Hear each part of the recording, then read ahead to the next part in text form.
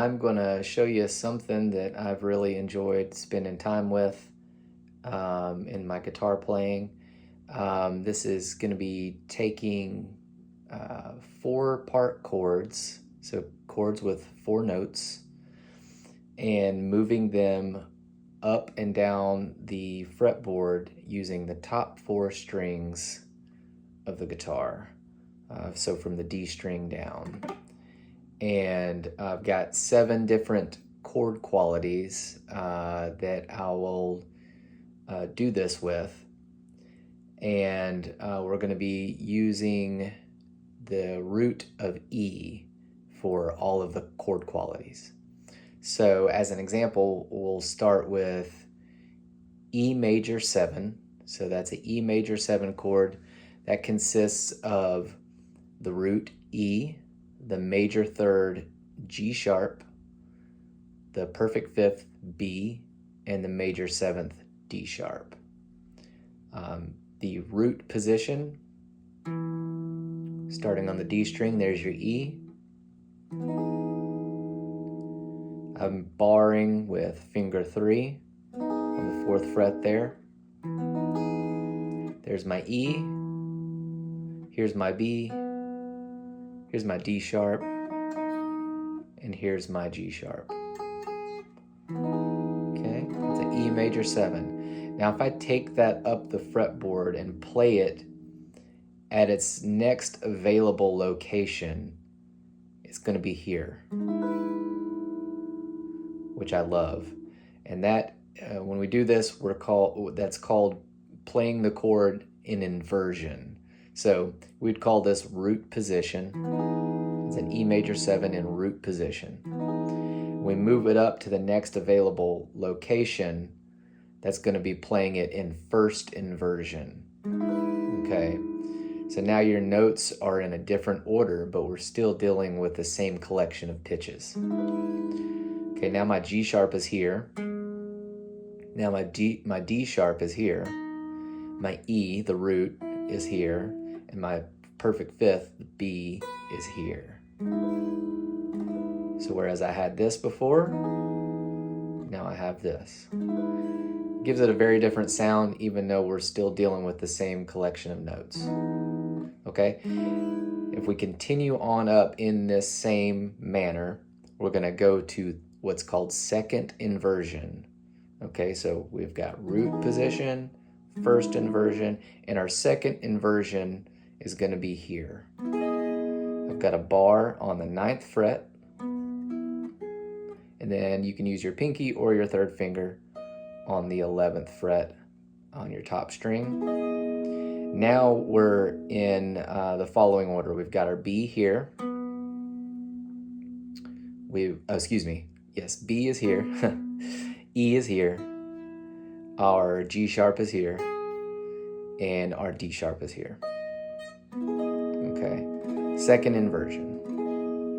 And then we've got one more possibility before we're going to run back into root position again. This will be our 3rd inversion chord, and it's here. Okay, kind of a cluster. I've got fret 13, 13 below that, 12, and 12. Okay, doing a partial bar with first finger on that 12th fret on the B and E string. So now our notes are in this order. I've got my D sharp here. I've got the G sharp here, the B here, and the E here. Okay, so if I go to the next spot, I'm going to be back where I started, but just 12 frets up. So that would be here. Right, that's just that plus 12. So we've got 4 possible positions. You got your root position, your first inversion, your second inversion, and your 3rd inversion. We've got as many possibilities as there are notes. It's a 4-note chord, so you got 4 inversions. Okay, again, this is for E major 7, and there's going to be chord diagrams for all of these. Practice that around the fretboard. It's a good way to If you're vamping on a single chord for 4 beats or more, sometimes it can be a nice idea to not just play the same voicing, but to use some inversions to provide motion in that section of the song. Okay, so moving on, that was your major 7 chord from E. The next chord quality is going to be E major 6. Okay, so now we're dealing with the notes E, G sharp, B, and C sharp. Okay, so our root position is still going to be starting from here because there's our E. And we've got an E, our B is here. That's the perfect 5th. Then we're going to use a major 6th, which is this C sharp right here. And then our G sharp, which is the major 3rd, is here. So this chord, E major 6, consists of the root, the major 3rd, the perfect 5th, and the major 6th. So I'm barring with first finger on the 2nd fret to achieve the E and the C sharp at the same time, and I'm using 3rd finger and pinky on the 4th fret and then 4th fret. Okay, that gives me an E major 6. Here's your E major 7, E major 6.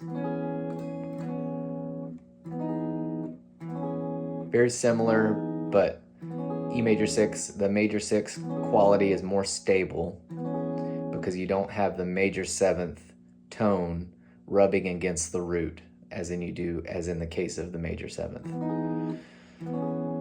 Okay, so you're going to want a major 6 anytime most times that the melody is playing the root. Okay, but that's a bit of a digression. Okay, so that's your root position, E major 6. When I move this up to first inversion, I'm going to get this. Okay, so we're in a different order. That's 6, 6, 5, 7. And this is your G sharp. This is your C sharp, which is the 6th, your root, E, and then your perfect 5th, B. So what we had is now root position, first inversion. Okay, when I go up to the next location, second inversion, I get a nice easy shape. All just a bar from the 9th fret, D string down. So now our B is here, E is here, G sharp is here, and C sharp is here. Okay, that's your, so we had a root position, first inversion, second inversion. We've got one more third inversion that's going to be here. So now my C sharp, which is the 6th, is here. And then G sharp, which is the 3rd, major 3rd, is here. Then B, perfect 5th, is there, and then the root E is there. Okay, and then when we go up, it's just going to be root position again. If you have space on the guitar you're playing, you can do that. Okay, so that's your E major 6 chord. Moving on to the next quality, E7 or E dominant 7. That's going to consist of the notes E, the root, G sharp, the major 3rd, B, the perfect 5th, and D, the minor 7th. Okay, this sound. We've got our E here, our B, and now a D instead of D sharp, as in the case of the major 7th chord. Now it's a D natural, and then our G sharp, which is the major 3rd there. So it's a major triad with a minor 7th. That's what makes it a dominant 7th. That's E, G sharp, B, and D. Here's your E major 7, E dominant 7. Okay, So we're going to take this up. Next position is going to look like this. First inversion, E7 or E dominant 7. You can call it either one. Okay, now my G sharp is here. Now my D, the minor 7th, is here. E, the root, and then B, the perfect 5th. So we had this. Now we got this. Take that up to second inversion. I'm going to have this shape. Okay, so I've got a bar, 9, 9, 9, and 10. You can use your second finger too if you want. So now I've got my B, my E, my G sharp, and my D. Okay. And then last one is here. Okay, that's, I'm barring on the 12th fret, and then I've got my second finger on fret 13 of the G string. Okay. And now our D is here, our G sharp is here, B, and our E. That's your E7, then you're going to be back where you started, plus 12. That is root position again, okay? Next chord I got is E minor 7. So this is going to consist of E, the root, G, which is the minor 3rd, B, the perfect 5th, and D, the minor 7th. That's going to look like this. Here's your root, E, perfect 5th, B, D, the minor 7th, and then G, the minor 3rd. When we take this up to first inversion, it's going to look like this. Okay, I'm barring on fret 5. Then I've got my 3rd finger on 7 and my pinky on 7 on the top string. So that's 5, 7, 5, 7. This is your G, your D, your E, and your B. Next position is going to look like this. Second inversion of an E minor 7 chord. Okay, there's your B, there's your E, there's your G, and there's your D. E minor 7, E, G, B, D. And then last option, last inversion is going to be that. Okay. And then you'd be back where you started. Okay, let's go back. That's your D, your G, your B, and your E. Now you may notice that these shapes look the same as the shapes from when we did major 6. And that's because this chord, which happens to be an E minor 7, could be considered a respelled G6, G major 6. And it just works out that way that when you play a major 6 chord, that's also going to be the same collection of pitches as a minor 7th chord that is a minor 3rd below that root. This chord, which is E minor 7, is also the same collection of pitches as a G major 6. Okay, a bit of a digression, but just in case you're like, oh, that shape looks exactly the same, that's why. And there's many instances of that when we get into chords that have 4 notes or greater, and you get into these cases of where you're respelling some other chord. Okay, so minor 7 again, recap. Oh, excuse me. Okay. And next chord, E minor major 7. This is a pretty unusual one. A little bit more on the rare side, but I like it.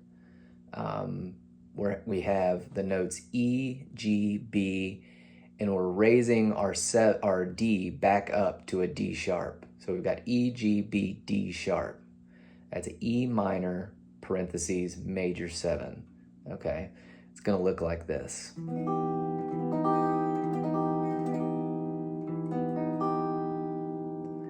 Very tense sound. Here's your E, here's your B, your perfect 5th, your major 7th, D sharp, and then G, which is the minor 3rd. Okay, when we go up to first inversion, it's gonna look and sound like this. Okay, now I'm barring on 5. I'm using my pinky on fret 8 of the G string, and then my 3rd finger on the 7th fret of the E string. This is my G, my D sharp, my root E, and my 5th B. So we had this, now we have this. Second inversion is going to be here. Big stretch there, and it's kind of awkward. I'm on 9, 9, 8, and 11. So I'm reaching way up with the pinky there to get that top note. So this is my B, the 5th, my E, the root, my minor 3rd, G, and D sharp, which is that major 7. And then lastly, back to an easier shape. Got a bar on top 3 strings, 12, 12, 12, and then second fingers on the 13. And there's my D sharp, my G, my B, and my E. Then we'd be back to where we started, plus 12. So to recap, we had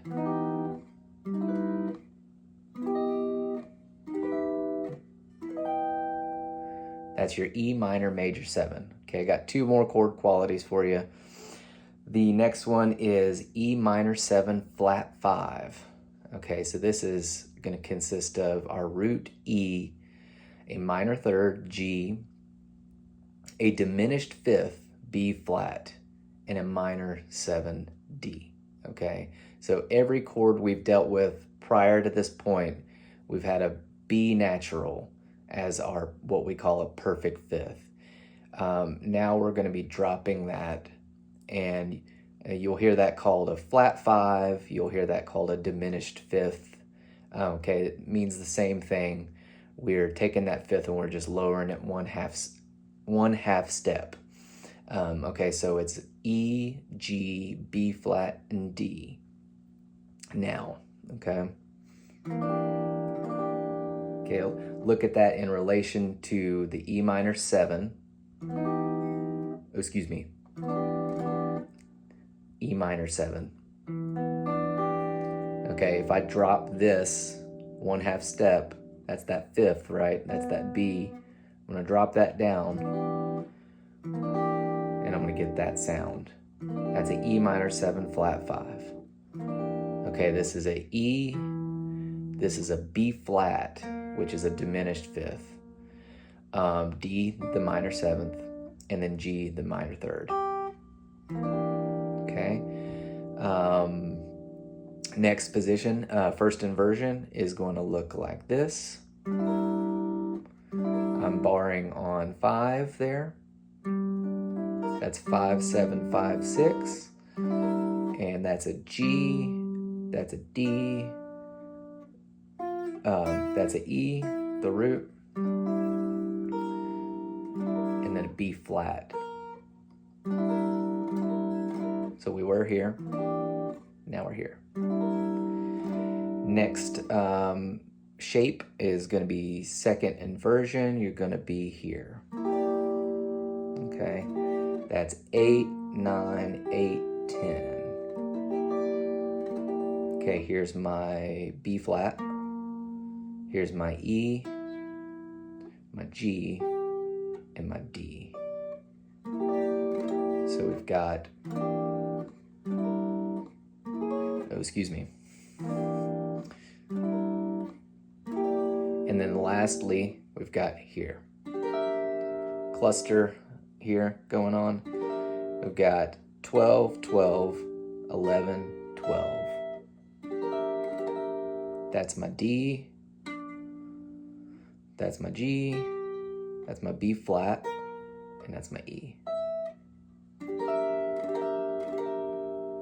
And then we're going to be back to where we started. So to recap that,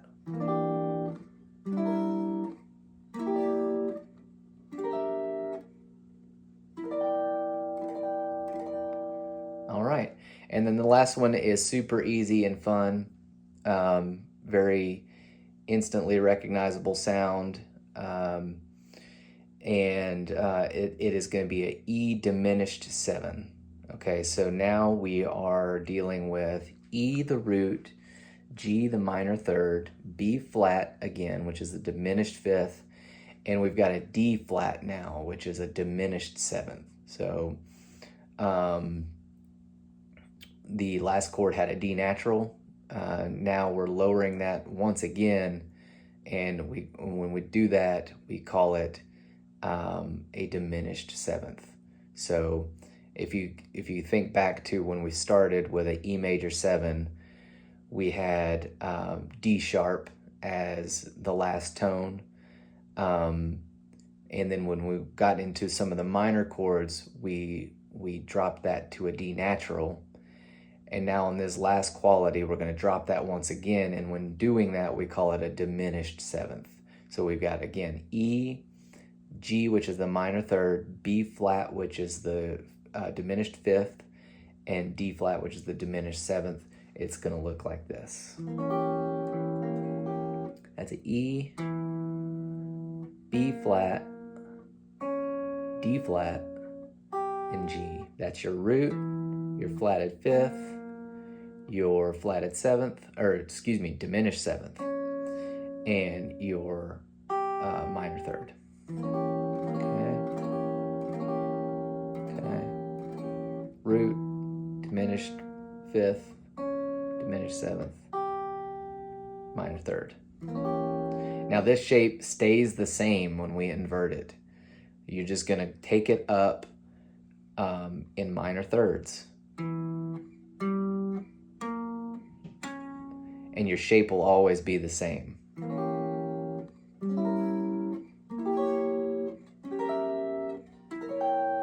And it just works out nicely that way. So let's break it down a little bit more. Okay, when I go up, that's my G. That's my D flat. That's my E and my B flat. Okay, when I go up again, that's my B flat, that's my E, that's my G, and that's my D flat. And when I go up for the last one, that is my D flat, my G, my B flat, and my root, the E. And then we get back where we started, plus 12. Okay. And so that one's really easy to remember.